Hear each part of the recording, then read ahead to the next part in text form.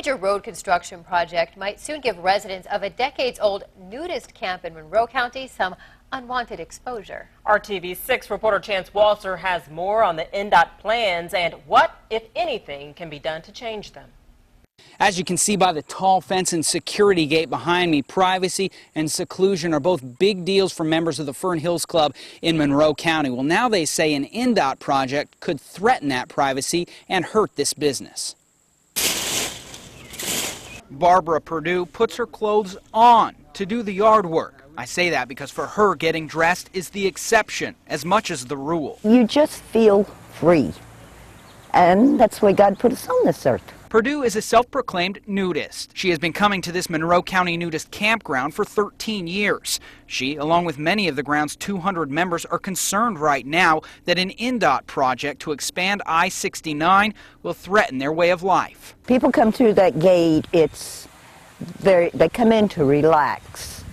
They don't want to hear tractor and trailers and cars and things flying up and down the highway. This week, INDOT awarded the last of 3 contracts to crews that will eventually take the interstate right along the Fern Hills Club property. This is the community grounds here. The club's attorney, John Bauer, says privacy for residents is a concern, and you might think exposure to the outside world is the biggest issue, but it's not. This is a little piece of heaven here. People love it. It's quiet.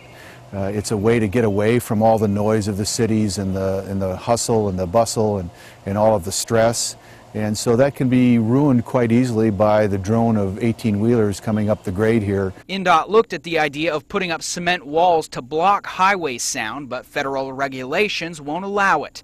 Natural barriers like trees and shrubbery could be an option. Both sides are exploring that now in an attempt to provide cover for those who usually prefer it as an option. We respect them, and we are going to do our very best to come up with a solution. Members of the club, even attorneys here, say they're pretty much resolved to the idea that a road will be built right here in their own backyard. So now they really are pushing forward with those measures we talked about, working with INDOT to try to come up with some sound barrier options and really preserve the wooded area on which this property sits. In Monroe County, Chance Walser, RTV6.